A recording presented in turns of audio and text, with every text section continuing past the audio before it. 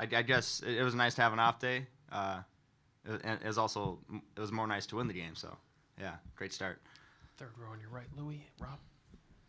Hey, Louie, I think the cameras during the anthems caught you with a hi, Mom, I believe, and a wow at the end of it after the applause that you got. What was that moment like for you? And maybe talk about what your family means to you and what you were thinking about in that moment. My family's my biggest supporters. I said hi, Mom, because I knew she was watching at home.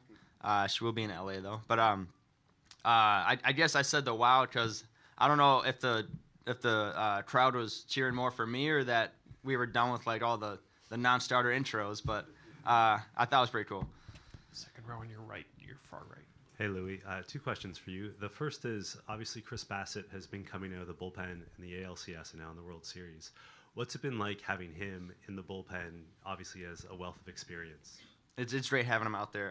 Him and Hoffman both having like a lot of experience. Sir Anthony as well. And he's a very vocal guy, as you probably know. He's great to have out there. He's crushing Red Bulls and showing us the way, and a great guy to have in the pen for the World Series. And my second question is, Ross Atkins, since becoming GM here, has always spoken about the importance to him and the organization of bringing in players, personnel, coaches that have high character, good values. Since you're one of the newer arrivals, have you felt that in the clubhouse, not just with your teammates, but with other people in the organization, whether it's coaches, trainers, whatever? Yeah, absolutely. From the coaching staff to the players to the support staff to the chefs, like everybody's great. Everybody's friendly, welcoming. I saw this the other day. The Blue Jays. That's like a perfect way to sum it up. Everybody's so close, and everybody's a great guy and girl. Right up front, Louie. We'll go to Gabe. Hey, Louie, how you doing? Good. Your line of work is so volatile, especially even more so in the postseason. What's it been like? You got a little taste a few years ago, but watching over the years what playoff relieving looks like, and now getting just tossed into the deep end this postseason. Yeah, it's just doing. It's being ready since pitch one and doing whatever it takes. And once you're called upon, you got to be ready. So you just go out there, prepare yourself as best you can for anything to happen. And is there kind of a chance for guys who are struggling to maybe rewrite a narrative, like there's no choice but to go to a guy, and then he can kind of turn around the perception of him after stringing a few good appearances together? Yeah, absolutely. I mean, I always say it's not what you've done, although it does matter what you've done, but it's what you do next. And making the most of opportunity of your next outing to correct like a bad outing before or anything that went poorly before, or to keep like a good outing into another good outing. That's important too, and do a little streak. First row on your left, Ron. As intense as these postseason games are, do you feel more drained or more sore after pitching in them? No, I don't. Thankfully, yeah. But, do you feel more hyped up in the games? Absolutely, yeah. How do you measure that, or do you control that? Yeah, I mean, I guess at home I let it fuel me because everybody's cheering for me. On the road, you get tunnel vision and block it out and do your job and take it one pitch at a time. Third row on your far left, Louie. Hey, Lou. Just thinking a little bit about adapting, as you were talking off the top, and us finding out about Addison Barger having to sleep on a couch. I just wanted to know if you've had any opportunities as a new guy in town, and then having potentially newer guys in town.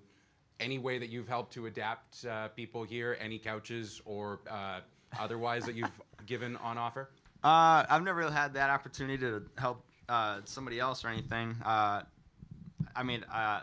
My living situation has been pretty convenient for me. I moved into Will Wagner's apartment, who was traded from here. I came in, took over his lease, so I never really needed to rely on anybody's couch to sleep on or anything, so it worked out. Go one row behind with Shy. Hey, Louie. Yesterday was an example, also Game 4 at the bullpen day in New York, where the highest leverage point from a pitching perspective for you guys was the middle of the game as opposed to late. I'm just wondering, as you've been watching the postseason, what's your sense of how leverage can sort of swing to different points in the game where typically you'd think it'd be late, but sometimes it comes a lot earlier, and the key outs are in the fourth, fifth, sixth, as opposed to 7, 8, 9. Yeah, that's just baseball. The starters seeing the meat of the order for the third time is a big thing, and once you get traffic on the bases, you want to keep them away from touching home. So it could come in the 5th, 6th, 7th, or even the 9th in some games as well. That's just how baseball goes. Standing near the left corner, Louie. Hey, Louie, what do you do to recover between outings, whether it's food, stretching, music you listen to? What do you do? Yeah, I have my routine. I think I naturally just recover well. I don't know what my anatomy has different than the average human, but I've always been a believer in like blood flow. You want new blood to the tissue that's been used. That pretty much starts the whole recovery process. So increase in heart rate, I do that a lot. I have my routine that probably checks a lot of other boxes to help me recover and everything. And I do a lot of contrast, hot tub, cold tub, back and forth. So. Other questions for Louie? We'll go to Mike, 4th row on your right. Hey, Louie, how has it felt for you to be the guy who has been called on so much? Not as far as the workload goes, but as far as the trust goes, as far as John Schneider wanting you in 10 of the first 11 playoff games. How's that felt? Yeah, it feels great. Sometimes they don't go as planned, but it means a lot to me, him throwing me right back out there the next day. And trust is earned. I don't know if I fully earned it with how my experience here has gone so far. There's been some ups, there's been some downs, but I think them bringing me over here to the Blue Jays, that was the whole purpose, to put me in these positions, and I'm thankful and blessed, and I can't wait to throw tonight. And as far as the Blue Jays thing goes that you were talking about, everyone in that clubhouse talks about the unique closeness of that room, how it's unlike any team that they've ever been on before. You've only been here for 3 months, but do you sense that as well? And, not to disparage any of your old Minnesota teams, but is this that special, do you think? Yeah, absolutely. I think everybody's personality and attributes blends and meshes well with everybody else's, and everybody just has a lot of fun, gets along, and wins. 3rd row on your left, Bob. Yeah, look, there's a lot of Canadians that live in Minnesota, Minneapolis, St. Paul. Do you get a lot of feedback from people back home as far as rooting for you and the Blue Jays? Yeah, absolutely. I've heard of a couple parades that have been happening recently. I don't know. I know there's one in my hometown, North St. Paul. There's banners and stuff here and there. I didn't hear about it until someone told me recently, but yeah, a lot of Canadians, a lot of Minnesota fans rooting for me. Anything else for Louie? All right, Louie, thanks so much. Continued success. Thank you so much. John Schneider will be down shortly.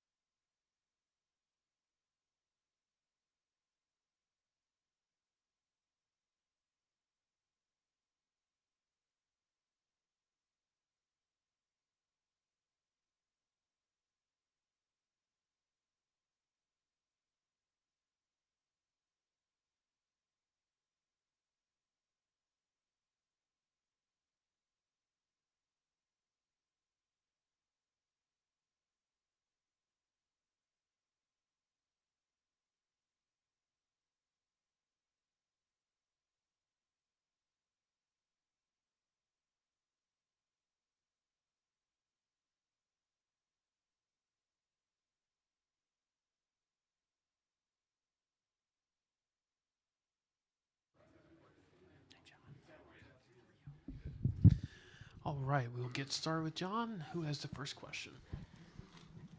We'll start with Ben in the back on the left. Hey, John. Obviously, pinch hitting's really hard, but you guys had Nathan Lucas step up last night with the walk, and then Addison Barger.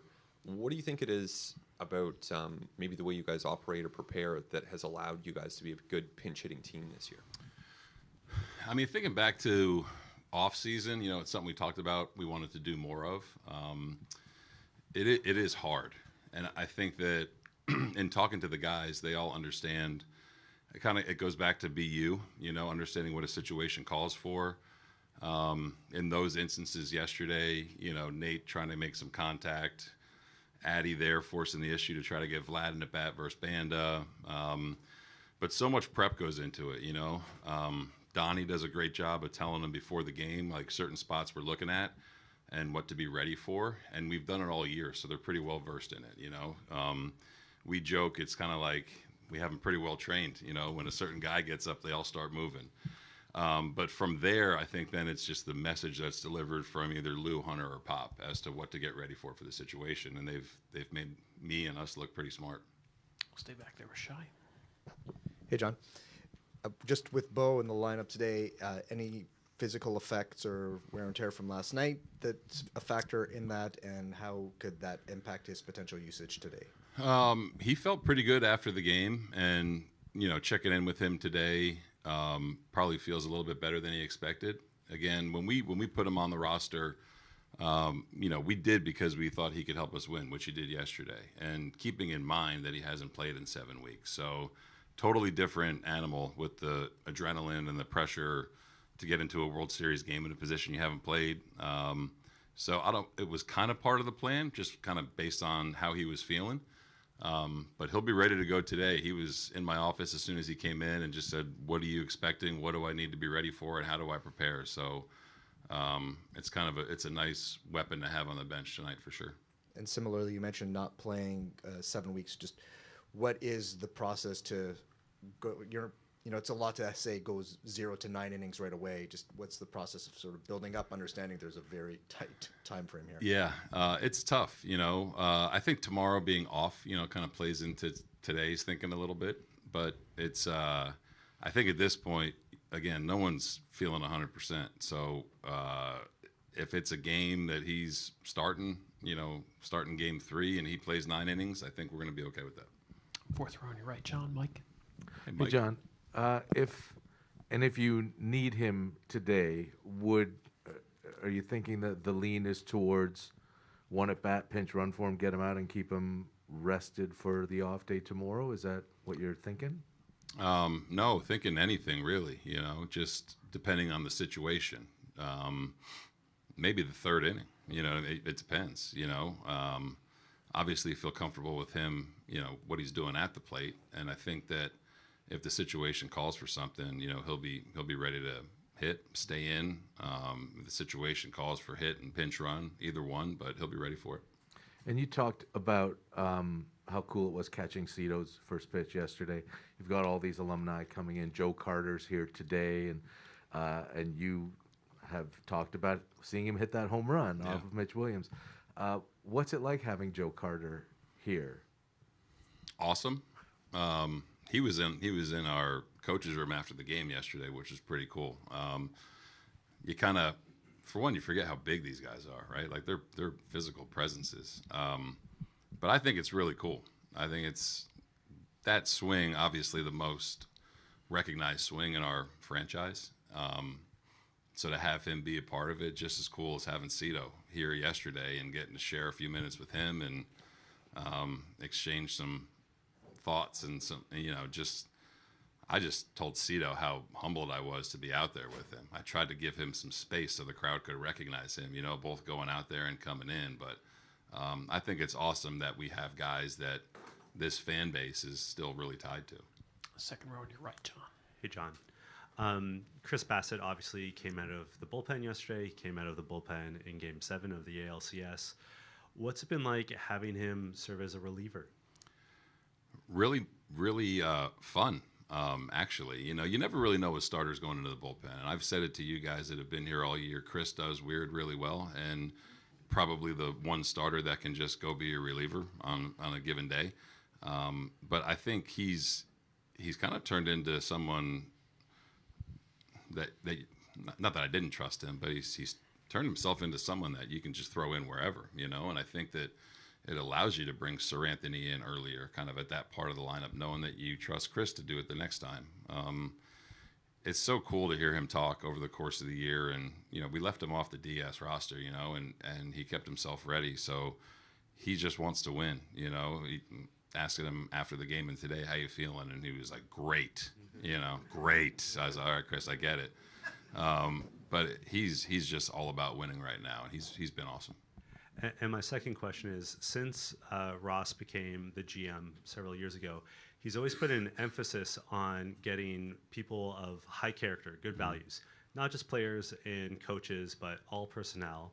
What's that been like for the team's culture, and particularly this season where there's such an emphasis on cohesion? And I mean, Louie was just in here and he called it the Glue Jays. How much has that policy fed into that atmosphere? Quite a bit, I think that when you're trying to establish a winning environment and a winning organization that can do it repeatedly, that people come into play, people that are going to push things forward and not be satisfied.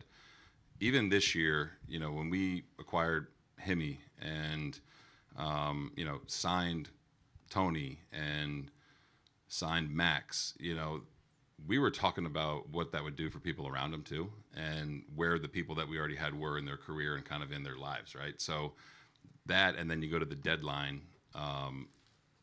It was cool to have those conversations with Ross, not just like understanding what we were doing in real, like at the time, and not trying to disrupt that. You want to try to add people that are going to help, So Sir Anthony, who is about as selfless as there is, Louie, Ty France, they're good pieces for what we already have too. And I think we made it a point to be really aware of it this year. And again, it's been a couple kind of years in the making to get to this point.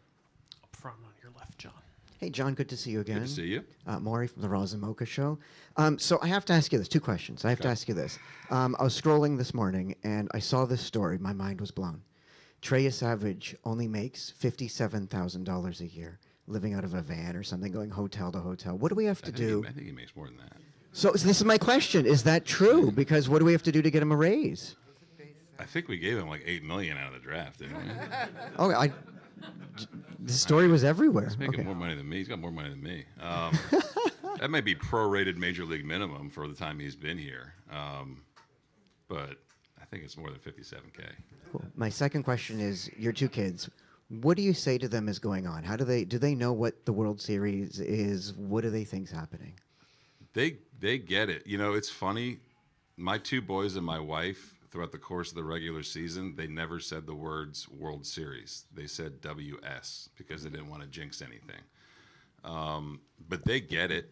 They understand that they're missing a month of school for something pretty special. It's and I think that what I'm trying to tell them is that this isn't the norm. You know what I mean? This is something that mom and dad have to appreciate because we put a lot of sacrifice into this. But to have pictures, with the American League Championship trophy and to have World Series T-shirts and hats is something that they're never going to forget. Third row straight ahead, Rosie. John, did you just say in your office before coming in here that you're starting Scherzer Game 3? Yeah. Okay, can you explain your reasoning for that? Yeah, Max Game 3 and Shane Game 4. I think just looking at not having too much of a layoff with Max from his last outing, but still giving him some rest. Him pitching in that environment, that's going to be a lot of hoopla, Game 3, much like yesterday, or any game this series. He's pitched in that stadium. It keeps him available for Game 7. And looking at Shane, I think, wanted to give him an extra day. What he has done coming off Tommy John 18 months later, I think, is probably best case scenario, you know what I mean, in terms of what he's been doing and how he's recovering. So you feel good about veteran guys in a hostile environment, and just kind of wanted to match the rest up accordingly, too. Do a few quick ones. Third row on your left, John. Hey, John. When you were talking about Joe and really Cito, you talked about people that this fan base and this country are still really tied to. I don't know if you're going to like this question, because I'm going to think, what does future John want to be thinking of the legacy being laid right now? And do you think about what kind of manager you'll be thought of in 20 years' time? No. I'm thinking about Yamamoto and the Dodgers, No, if anything, I think about it for the players. I think about it for Vlad, Kirky, hopefully some more guys that are going to be here for a long time. No, this game doesn't wait or care for anyone. You know what I mean? I think those guys have left their mark for a reason. If I'm lucky enough to, great, but I haven't gotten that far ahead. Just very quickly, I just wanted to ask: is there anything that you get in these press conferences, or any questions that you wish you got asked by us? Wow, that's a good question. Wow, no, is my immediate response. I wish people asked about my team. I think you guys do. You guys have kind of seen. For those that haven't seen our team play. The joy that it brings me and the staff to be around these guys every day. I wish that could be a story every single day. I could talk for hours. But this is part of, right? I'm obligated to come talk to you guys. I would love to sit up here and talk about Miles Straw, Ernie Clement, Tyler Heineman, Mason Fluharty. You know what I mean? Like that is the best part of my day, is coming here with these guys. Row behind, David. John, I'm not going to ask you about your team. Another Joe Carter question. Yeah. You mentioned this week that you had the Donnie Baseball poster on your wall. If you think back to a young John Schneider, what were your impressions of Joe Carter as a baseball player back then? Just a dude, high tops, the Nike high tops that everyone wanted to wear. Power hitting outfielder that was a presence in the middle of the order. I remember watching the home run and him jumping around and fireworks going off.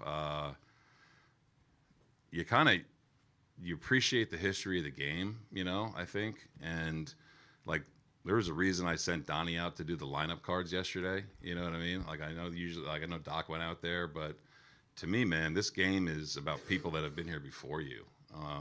Hopefully I'm lucky enough to stay in it for a long time, but I wanted Donnie to go out there in his first World Series and be at the plate meeting. So having guys like Cito and Joe around, I think, just adds to, the stage of the World Series, but it adds to the history of the game. And I think you have to really appreciate what people have done before you. Up front, your left, Ron. You mentioned your wife and kids say WS, not World Series. They say World Series now. Are they naturally superstitious, or do they pick that up from you? My kids have picked it up from us. My wife is too.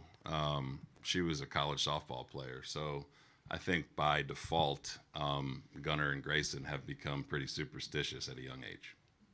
Go to the fourth row on your right, Mike. Hey, John, given what happened in Seattle, did you tell Max that he's starting on Monday, or did he tell you?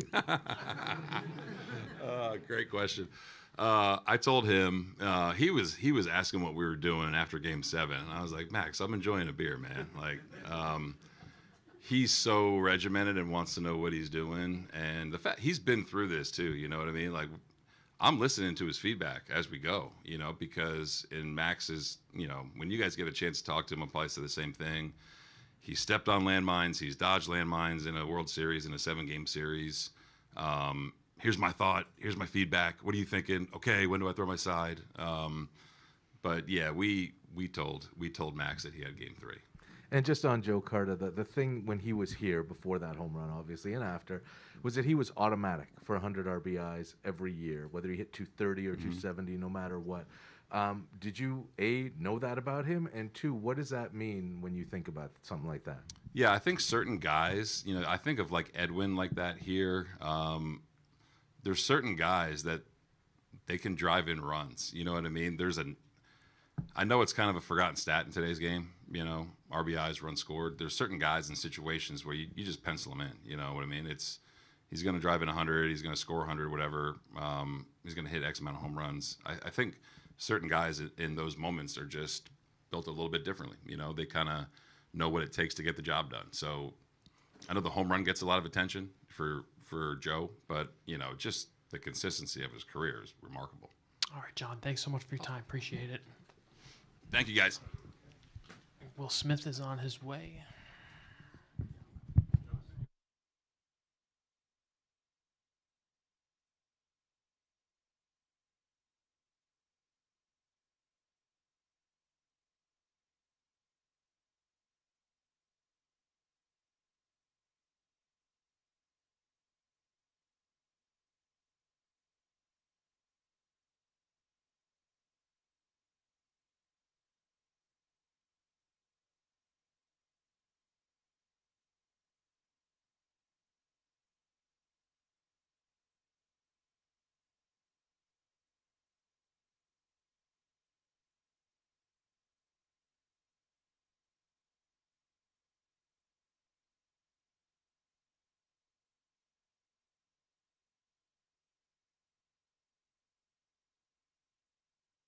Get started with Will Smith. Will, thanks for taking the time. Appreciate it. Who has the first question for Will? We'll start with Kirsten in the second row right up front. Oh, thank you. Apologies. Will, I know we've talked a lot about this bullpen throughout the season, and we saw, of course, some of the struggles last night. As a leader on this team, as now a veteran, obviously our number one catcher, what is it like just navigating and kind of working through these guys when they are having some of their struggles and looking to bounce back like tonight? Yeah, it's tough, when it doesn't go your way. But it's just one pitch at a time. It's just focus on executing that pitch. Keeping them calm in the moment. Not letting the moment get too big. Not letting the game speed up on them. Just keeping them focused on one pitch at a time. With Yoshinobu, he's obviously coming off of a special outing against the Brewers in which he threw that complete game. As he comes into this start today, what just kind of makes him to be that right guy? Because essentially every game moving forward is a must-win. Yeah, no, he's been great. Great all year. He's got the experience from last year. He's so focused right now. It's gonna be a fun night for him. I have high expectations for him as always. But yeah, no, he's just a competitor. He throws strike one, gets ahead. He's got nasty stuff. Just really makes it tough on hitters. We'll stay there with Fabian. Yeah, well, what are the challenges of calling a game when you're facing a lineup that strikes out as little as the Blue Jays really do? Yeah, they're a bunch of good hitters. They fight in the box. They put together good at bats. They move the ball.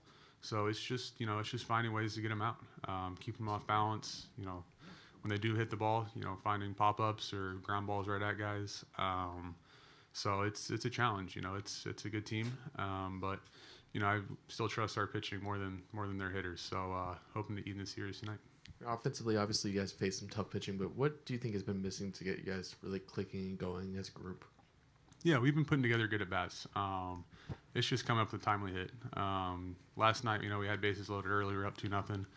Not getting the big hit there. So we have plenty of opportunities. It's just coming together. Someone stepping up, getting the big hit to push 3-4 across, per inning. Third row on your left, Will. Hey, Will, you talk about the difference between year one and year two. I mean, you've been in a bunch of these. So how big a leap is that from appearing in your first World Series to coming back to the next one? Yeah, it's the World Series. It's the best of the best, the two hottest teams at the time. It's fun.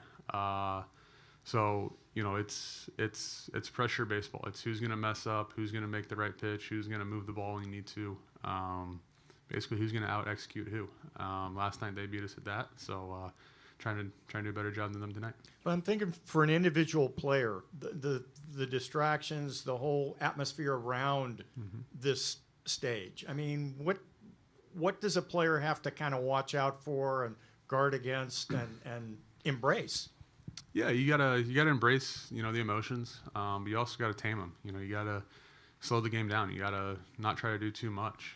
You gotta slow your heart rate down. You gotta just focus at the task at hand, and basically just not try to do too much at times. Kind of let the game come to you, not try to force anything, and just kind of focus on what you're doing. Third row straight ahead, Will. Sonia. Well, when you're working with someone like Emmett Sheehan, who is used to coming into clean innings, yesterday was in his first kind of dirty inning of the postseason. Like, how do you try to guide him through that when it's something that he's not used to doing? Yeah, just one pitch at a time. Just reminding him he's been there, done that. Maybe not coming right into that situation, but he's gotten out of bases loaded jams before. So just instilling some confidence in him, instilling some trust. We were able to get ahead of guys, get 0-2 counts, just couldn't put them away. They put together some good at bats. Came with a timely hit and a couple of walks. So that was tough. But I know he'll learn from that experience last night, and if he's thrown right back in there tonight or the next day, he'll be ready. And you've obviously worked with him both as a starter and now in this kind of postseason relief role. Has there been any difference in like how he's acclimated to this? No, he's been good. He's been really good. He's given us really good innings late in games that we've needed. He's been great all year long. Coming off the injury from last year and all that. He's one of our guys. He's one of the guys we're going to have to lean on if we're going to win this thing. Other questions for Will? What else? All right, Will, thank you so much for your time. Appreciate it. Tommy Edmond will be down in a couple minutes.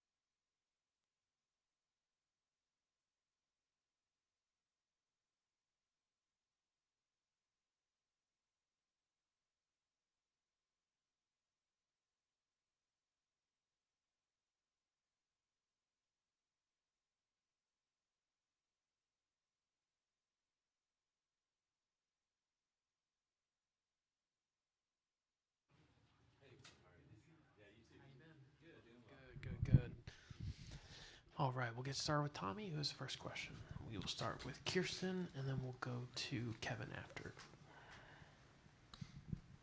Tommy, last night, just looking at the offense, how you guys were able to build some at-bats early in the game, and especially getting to Trey Savage. How important is that going to be tonight against Gasman, as much as there is some familiarity, but just probably not too much recent familiarity with him? Mm-hmm. Yeah, there's a, we know we're going up against a great pitcher. He has a really good, a couple of really good pitches, good execution. So we got to be really disciplined with our game plan. But we talked that through as a team, and I felt like yesterday we had a pretty good approach against their starter, and hopefully we can do the same today. Third row to your left, Tommy. Kevin. Tommy, thanks for your time. You guys are kind of in uncharted territory. You haven't trailed a series, I don't think, since the first series last year, and you've only lost once before that in this postseason. Is the feeling around the team kind of like what just happened, or was it more like you got punched in the face and now you got to respond? I wouldn't say. I mean, obviously we were surprised with how many runs they scored yesterday, with how good our pitching staff has been. But it's really tough to go through a whole postseason without having a game or two like that. And we know with how good this offense is that they can kind of explode at any time. But we've, like you're saying, we've been there. Last year we had that series against the Padres where we were facing a couple elimination games, and we have pretty much the same group back that faced that situation last year. So we've been there before. Third row straight ahead, Bill. Yeah, Tommy, give us an update on your ankle, and is center field an option, or is that just off the table until next spring? Yeah, ankle's feeling really good. I haven't really talked that through with Doc. I think the plan is just second base for now. But it's maybe that'll be a conversation. I'm not really sure, but for now, just second base. Is there something that you're going to have done on the ankle after the season, surgery or whatever?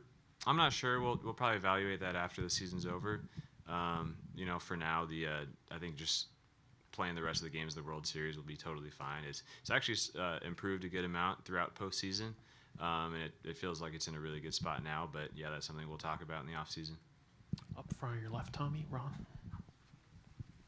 Is it noticeable to you at the plate how much harder pitchers and relievers are throwing in the postseason than during the season? I haven't really thought about that. Obviously, in the postseason, you're playing against the best teams, so you're going to be facing the best pitchers as well. And maybe a little bit of adrenaline too. All the pitchers have a mile or two higher than they would in the regular season, but it's you're going up against the best pitchers, so you're kind of aware of that going into it. Do you have to think a split second faster on your decisions, or is that not possible? Not really. I think that's when you get in trouble. You start guessing. So I think just being more locked in with the pitches that you're trying to hit. Go back to the fourth row on your left, Jack. What was going right on right against Savage yesterday? Just trying to kind of take his splitter out of the equation, or something else just about the matchup that made sense? Yeah, just the matchup. I mean, he's done a lot better against lefties than righties throughout this year. I think it's a big part of it is because of his arm angle, his unique arm angle. So, just looking at those two factors, it made more sense to hit right-handed.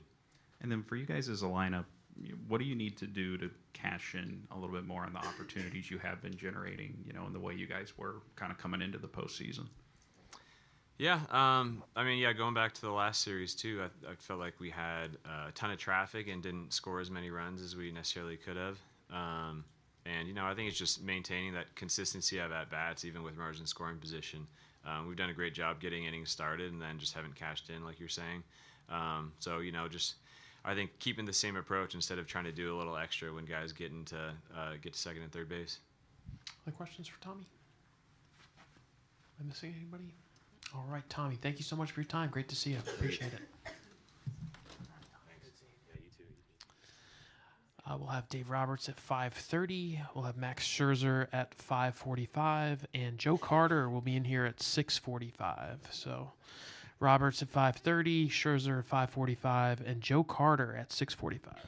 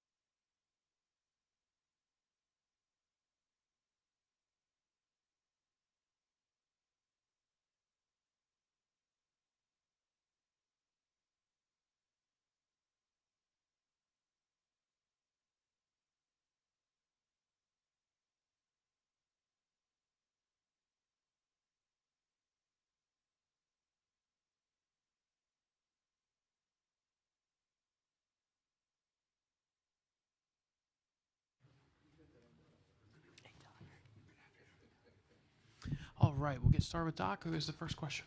We'll start with Kirsten. Hey, Barry. Right up front. Dave, Will Smith was in here earlier, and he was just talking about just some of the offense, some of the at-bats that he's either been having or been seeing from this team. What's got to be the key just to kind of having some of those pivotal moments and the timely hitting that you want to see from this group, since the quality of at-bats has been there thus far? Yeah, you know what? I thought, first time through, I thought we were fantastic. I really did. Tonight's going to be a similar test as far as pitcher. And then I felt the second time around, we fell off as far as quality of at-bat. I think it's just sort of, being aggressive early, but then the ability to win pitches as we get deeper in the count. And I think if you look at early count hitting, they were better last night. And then as far as with 2 strikes, winning pitches late, fouling pitches off, they were better. And that's sort of, the tale of the 2 offenses last night. So today's a different day. The psyche, the mentality, the mindset is good from our guys. But yeah, I do feel good in the sense that similar type of profile, with Gosman versus Yasevich last night. Last row straight ahead, Mitch. Dave, I'm just wondering, what are your memories of managing Max Scherzer? Max, he's one of one, great competitor. Don't want to touch him during outings. Don't want to pat him on the backside. Wants to be the guy, and so I really enjoyed managing a future Hall of Famer. He's very smart. He's a baseball player first, then a pitcher. Yeah, it's going to be a good test for us, Game 3. What is unique about his preparation compared to other starters? Very not unique, but it's very focused. It's very intentional.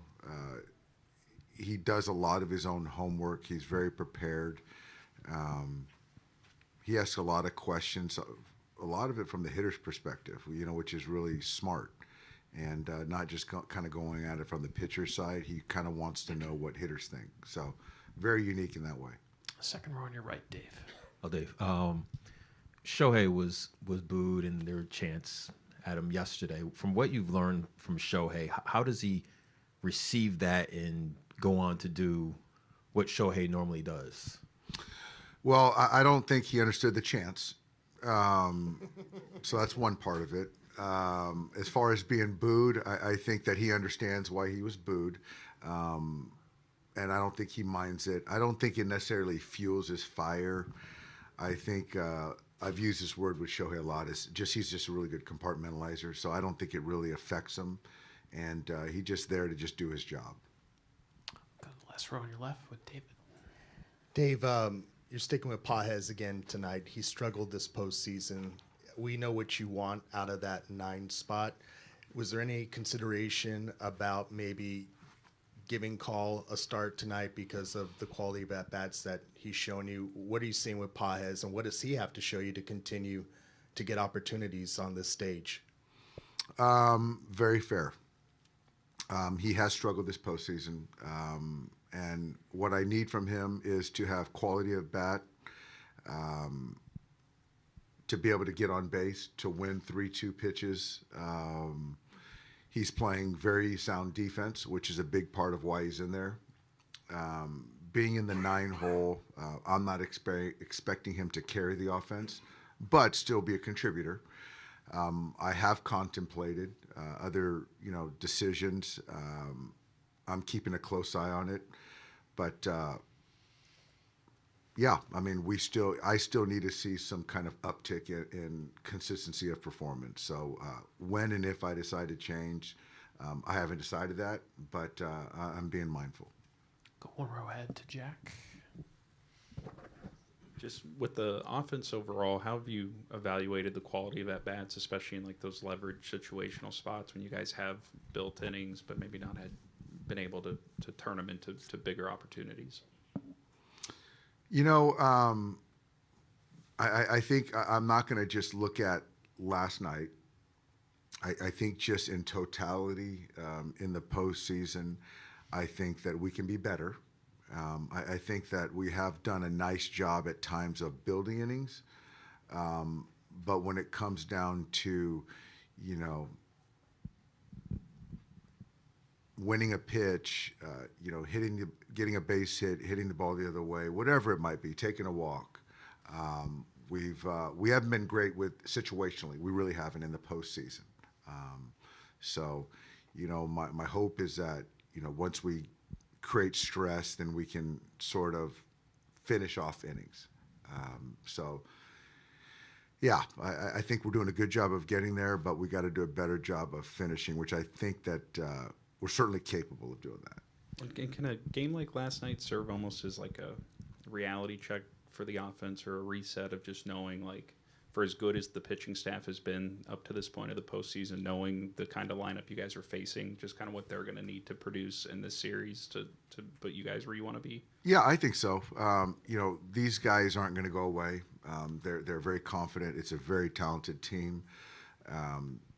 And so, yeah, whether you get a 2-run lead, you got to continue to tack on. You got to get to the pen, and you got to beat those guys up and keep kind of building on innings. And so certainly seeing what those guys can do offensively is noted, yeah.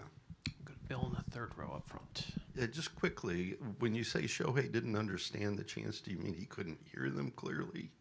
Or Well, didn't I understand think the that it was motivation? more, I think he was hitting, and it was muddled until I heard it, but I wasn't hitting. And so my point being is that I understand he understands the language, but he's still hitting in the box. I don't think his focus was on a chant. And what are those center field options? Is Tommy Edmond an option, or is that just off the table? You know, it's been off the table, you know, because of potential injury risk, and I'm not quite sure. He hasn't taken a fly ball out there in a month, so I'm just not sure where he's at. And then Kike, too much of a drop-off defensively to move him? Yeah, you know, that's kind of the thought of just kind of, he hasn't played, he's probably played a handful of innings in center field all year, and he's been plus in center field. And so, you know, when you're in the middle of the diamond, the defense certainly matters. But so does the offense. So I think it's, for me, trying to, you know, weigh it all and sum it up, but it's not Andy's sole responsibility, you know, as far as the offensive inconsistencies. I just refuse to put that on, you know, a 9-hitter. We'll stay there with Sonia. Dave, you know, obviously keeping Tommy on the field and playable is kind of the most important thing, but how has not having him available to play the outfield kind of limited some of your lineup construction? It really has. You know, part of Tommy's value is his versatility and his willingness to do anything on the diamond. And with the ankle, it was made clear to me that at second base is the best way to keep him on the field and healthy. And so we've done that. He's been healthy. He's performed. And so, but yeah, to not have him, the ability to kick him out to the outfield is certainly, you know, minimize some of that versatility. Absolutely. And have you set your starters for games 3 and 4 yet? Tyler will throw game 3, and then Shohei will go game 4. Go to Barry up front, Dave. Hey, Doc, back to their offense a little bit. What Schneider said last night was that it's important for them to keep you guys in the strike zone. So, but I would think the counter to that is to have a guy like Yamamoto who can pick apart the strike zone, put it in places in the strike zone where they're not anticipating it. How much of a game plan do you have to counter what they do? Yeah, it's a cat and mouse. That's an aggressive hitting team, certainly early in the count. And so if you have, you know, it's a risk reward to be able to get quick outs versus potential taking on early count damage. So Yamamoto has a lot of ways to, you know, access the hitting zone, the counts. And so how he does that is going to be hitter to hitter. But I know that those guys are going to be aggressive early. That's just kind of who they are. Also, he's got so many pitches to rely on, too, and to mix them up. kind of in a counterbalance to what they expect. That's the game within the game, absolutely. All right, Doc, thank you so much for your All right. time. Appreciate it. Thanks, guys. Max is here, so we will welcome him in.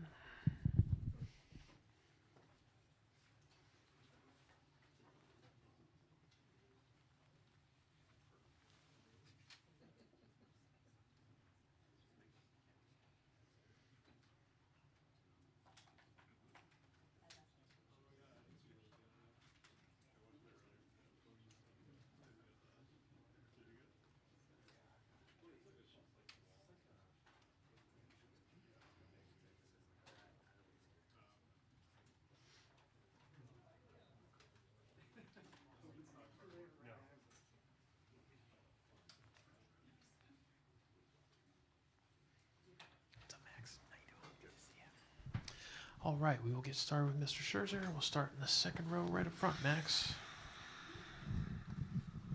Hi, Max. When you were a free agent, you chose Toronto over many teams. You saw something in this team to get to this point. What was it? Just had a lot of conversations with Chris Bassett and Hunter Mintz, really with Bass. And, he has a really good pulse on what this clubhouse and team needed. And we were talking kind of throughout the whole offseason.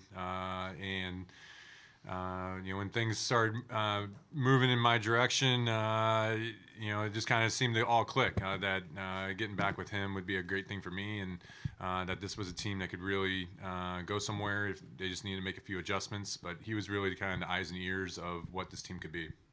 You had some rest in between your last start and the regular season. You were outstanding in Seattle. Did that rest help? And going in Game 3, seeing the Dodgers up front, seeing what they do in Game 1 and Game 2, does that help? So 2 questions there. In terms of rest, it was really about getting fully healthy, getting over all the little ailments I had so that I could be getting through the ball again and throwing the ball as well as I can. And so, I used that time in the division series to get fully healthy, and it felt like that benefited me. Ready to go out there and compete in Game 3. In terms of, anytime you have a chance to watch what's going on, you can always, learn something. You just watch the game, and you can see how everybody's playing the game on both sides of the ball, us, them, everybody. So it's so much fun to watch. Last night was crazy, obviously, but tonight will be as well. And so, try to watch as well as I can and come up with a game plan, obviously, the next day. One row behind, Mike. Hey, Max. Is there an element of unfinished business for you, given the way your last World Series start ended? I wouldn't characterize it like that. I'm here to compete. I'm here to win. I wouldn't be looking backwards at all for any motivation. I have plenty of motivation. I'm here to win, and I got a clubhouse full of guys who want to win too. So we're a great team, and that's the only thing I need to think about. You played for so long and on so many great teams, World Series teams before. There appears to be, from what we see, like a unique closeness to this clubhouse. I know all winning teams say they love each other, but has this one been different for you? It definitely has the same type of feel as some of the great teams I've been a part of. Definitely our clubhouse is very tight-knit. It's a very well-functioning unit, top to bottom, everybody involved. It's a very unique experience, and I love that I'm here and getting to be a part of it. Fourth row on your left, Max. Chelsea. Hey, Max. The Dodgers obviously will know you pretty well. Still a lot of people there from when you were there. What have you learned about the line between kind of trying to outplan the people who are trying to outplan you, and then also sticking to your strengths and making sure you kind of do what you do best? Yeah, it's a ultimate chess game. They're making moves, I'm making moves. That's just baseball, but it's been like that for years, for now. I understand, how everybody wants to attack me, how I want to attack them, and at the end of the day, it's you got to go out there and compete, and you got their strikes. It kind of gets back down to the basics. So you can try to make it as advanced as you want, but a lot of times it's the kind of more simple approach that works better. And just you got to go out there and want to win. We'll stay over there with Shy, Max. Hey, Max. There are a lot of different ways to try to get to 4 wins in 7 games in a postseason series. You've been through a few different ones on the teams that you've been a part of. What sticks out to you about the way that you guys are trying to match the roster to win those 4 and 7? I don't know. I mean, this is baseball. I mean, every time you think you can figure out baseball and put it in an equation, baseball has a funny way of shaking that up and making you look at the game a whole different way. So you can't, make baseball into an equation. You just got to come in every single day ready to play. Anything can happen. The ball can bounce any which way. And you got to go out there and make your own luck. So when you just got to get in these moments and feel the moment and rise to it and go out there and make a play, make a pitch for your team. That works more than trying to figure out a way to navigate. It's really simple. Win 4 games. Second row on your right, Max. John. Hey, Max. Just here. After Game 7 of the ALCS, you and I spoke, and you said it was an honor to get to return to the World Series.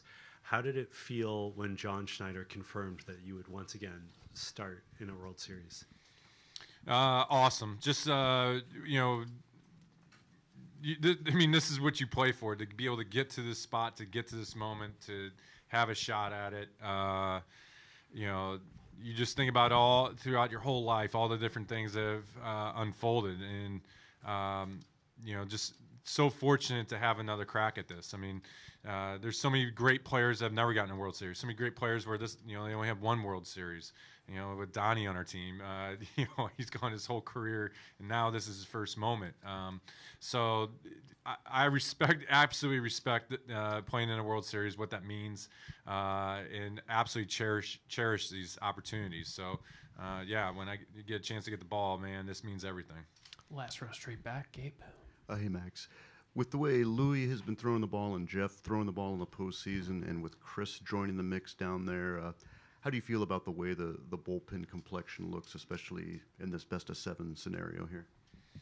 Yeah, it's really just whoever next man up. That's how we believe in everybody down there. It could be anybody. Anybody can get everybody that's down there. They can get a pocket. They can get some batters. And when they come into the game, everybody on the bench is believing that they're going to get the job done. So it's great to see those guys having success. And we got to go out there and continue to have more. Second row on your left, Max. Max, can you describe the value of Alejandro Kirk and his development in this team? What Kirky does, obviously he does it on both sides. He does it with his defense. He's back there grinding, catching, calling a game, doing all that. But he's also lethal at throwing out base runners. He does it on the defensive side. But then also his bat. His bat is such a important bat in our lineup. He can have long at bats. He can hit the ball kind of all ball fields. He's a tough out. So, what he does as a catcher. I mean, he grinds so hard to be back there every single day. He means a lot to our ball club, and it's awesome to see. Third row straight ahead, Mike. Hey, Max, Joe Carter's going to throw out the ceremonial first pitch tonight, and you're one of a few major leaguers for whom his home run is in living memory. What do you remember about that? I know. I'm one of the old ones. These next generation guys are so young. Unfortunately, growing up, it wasn't a memory necessarily of mine. I was a little bit too young at the time to know it. I grew up in St. Louis. I was just a Cardinals fan. So for me, I only knew Cardinals baseball at the time and Ozzie Smith. So unfortunately, I didn't watch it live. But obviously, as a baseball fan, I've seen that play so many, seen that home run so many times. It's such a special moment. Can't wait to see him throw out the first pitch and see how the fans, how that jumps up the fans. Man, I mean, it's the biggest homer in MLB history. So it's a great way for the fans to be able to enjoy it. And given that, people can define their careers with one moment in the World Series, right? Like Carter did there, like Addison Barger might have done last night. What do you think about this stage and the ability or the chance for something like that to happen, for one player to do something that they're remembered for the rest of their lives? That's what's awesome. That's what's awesome about baseball at this stage. You got the 2 best teams in the world going at each other with everybody watching, with all the chips on the table. So, that's what makes you excited as a ball player, that you get this type of opportunity to play in this type of environment. There's nothing like it. There's nothing like it in the world that can give you this type of adrenaline rush. So, we're all just excited to be a part of this, grind at this together, and we believe that can be anybody on our team that can have that type of moment. Do 2 last ones. Barry, right ahead. Hey, Max, how you doing? Good. Good. So I covered Joe Carter's homers just to show you how old I am. Mm-hmm. Your relationship with Clayton, how ironic is it that you're in Donnie's first World Series and Clayton's last? And what do you feel about that? Have you spoken to Clayton? Yeah, Kershaw and I are great. We have a great relationship, but right now it's 2 teams. We're competing. We're both playing for a ring right now. So, obviously I wish him the best. Always think highly of him and everything he's done in his career and what he's meant to the Dodgers. Nothing but respect for everything that he's done. And Donnie, to be able to get an opportunity like this, so happy that I get to be on his team and have this moment with him. I'll finish up in the 4th row on your left, Shy. Max, you talked about sort of all the things that you've been through, all the things that come with this stage. When you take the mound now, what types of things do you still have to manage? Are there some butterflies, or there's some adrenaline rushes? Or are you just been there, done that so much that you could just pitch? What's it like for you? Probably a little bit of culmination of everything there. It's more. I've been in these moments and I've gotten beat. I know what happens when you lose. When you lose, you have to really reflect upon yourself and think about all the different things that why you lose. And so those are the things that you learn the most about, so you don't make the same mistake twice. And so going out there and competing, you got to have kind of a wherewithal of different things of how the game can unfold and what are different things that you can get beat on. So it's kind of like I would throw that element into the mix as well. Max, thanks so much. Appreciate it. All right. Thank you, sir. Appreciate it. Joe Carter will be in here at 6:45, which we're very excited about. So we'll see you at 6:45 for Joe.